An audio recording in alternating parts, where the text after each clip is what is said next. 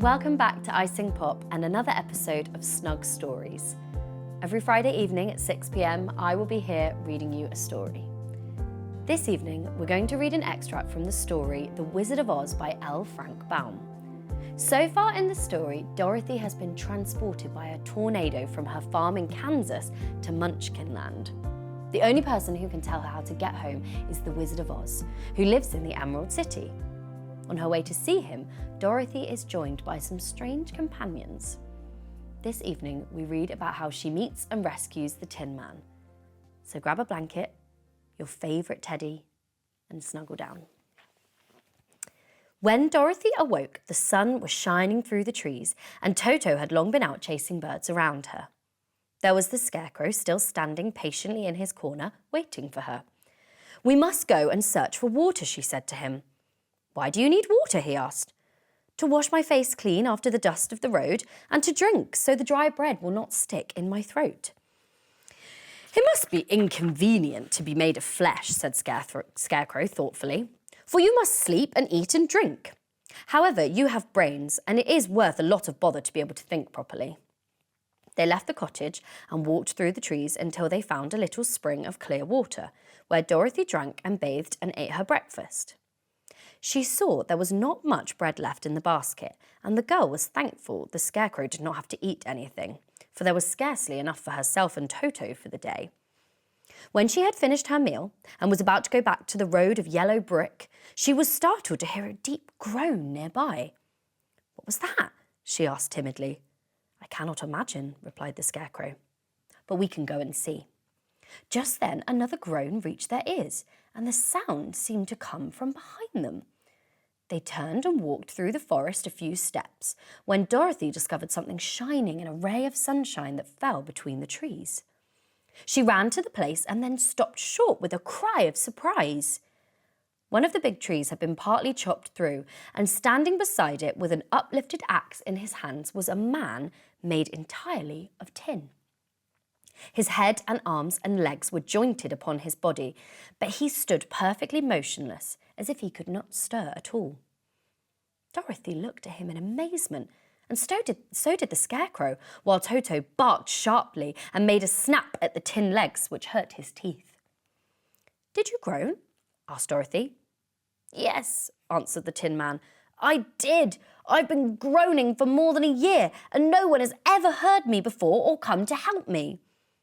"What can I do for you?" she inquired softly, for she was moved by the sad voice in which the man spoke. "Get an oil can and oil my joints," he answered. "They are rusted so badly that I cannot move them at all. If I am well oiled, I shall soon be all right again. You will find an oil can on a shelf in my cottage."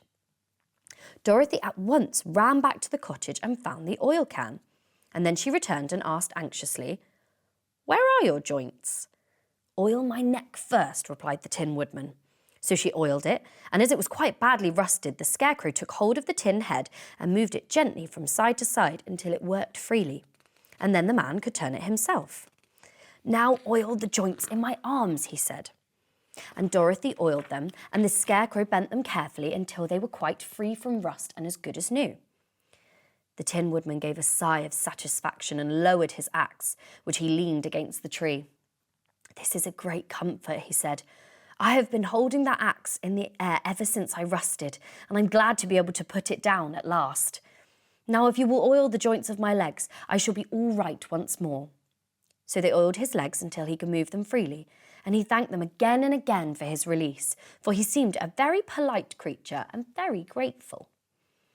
"I might have stood there always if you had not come along," he said. "So you have certainly saved my life. How did you happen to be here?" "We are on our way to the Emerald City to see the great Oz," Dorothy answered, "and we stopped at your cottage to pass the night." "Why do you wish to see Oz?" he asked. "I want him to send me back to Kansas, and the Scarecrow wants him to put a few brains into his head," she replied. The Tin Woodman appeared to think deeply for a moment. Then he said, "Do you suppose Oz could give me a heart?" "Why, I guess so," Dorothy answered. "It would be as easy to give the Scarecrow brains." "True," the Tin Woodman returned. "So if you will allow me to join your party, I will also go to the Emerald City and ask Oz to help me." "Come along," said the Scarecrow heartily, and Dorothy added that she would be pleased to have his company. So the Tin Woodman shouldered his axe, and they all passed through the forest until they came to the road that was paved with yellow brick. The Tin Woodman had asked Dorothy to put the oil can in her basket. "For," he said, "if I should get caught in the rain and rust again, I would need the oil can badly." It was a bit of good luck to have their new comrade join the party, for soon after they had begun their journey again, they came to a place where the trees and branches grew so thick over the road that the travellers could not pass. But the Tin Woodman set to work with his axe and chopped so well that soon he cleared a passage for the entire party. Dorothy was thinking so earnestly as they walked along that she did not notice when the Scarecrow stumbled into a hole and rolled over to the side of the road. Indeed, he was obliged to call to her to help him up again. "Why didn't you walk around the hole?" asked the Tin Woodman. "I don't know enough," replied the Scarecrow cheerfully. "My head is stuffed with straw, you know, and that's why I'm going to ask Oz for some brains." "Oh, I see," said the Tin Woodman. "But after all, brains are not the best thing in the world." "Have you any?" inquired the Scarecrow. "No, my head is quite empty," answered the Woodman. "But once I had brains, and a heart also. So, having tried them both, I should much rather have a heart." "And why is that?" asked the Scarecrow. "I will tell you my story, and then you will know." So while they were walking through the forest, the Tin Woodman told the following story. "I was born the son of a woodman who chopped down trees in the forest and sold the wood for a living. When I grew up, I too became a wood chopper, and after my father died, I took care of my old mother as long as she lived. Then I made up my mind that instead of living alone, I would marry so that I might not become lonely. There was one of the Munchkin girls who was so beautiful that I soon grew to love her with all my heart. She, on her part, promised to marry me as soon as I could earn enough money to build a better house for her. So I set to work harder than ever. But the girl lived with an old woman who did not want her to marry anyone, for she was so lazy she wished the girl to remain with her and do the cooking and the housework.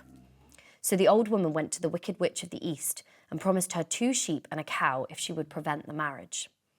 Thereupon, the Wicked Witch enchanted my axe, and when I was chopping away at my best one day, for I was anxious to get the new house and my wife as soon as possible, the axe slipped all at once and cut off my left leg. This at first seemed a great misfortune, for I knew a one-legged man could not do very well as a wood chopper. So I went to a tinsmith and had him make me a new leg out of tin. The leg worked very well once I was used to it, but my action angered the Wicked Witch of the East, for she had promised the old woman I should not marry the pretty Munchkin girl. When I began chopping again, my axe slipped and cut off my right leg. Again I went to the tinner, and again he made me a leg out of tin.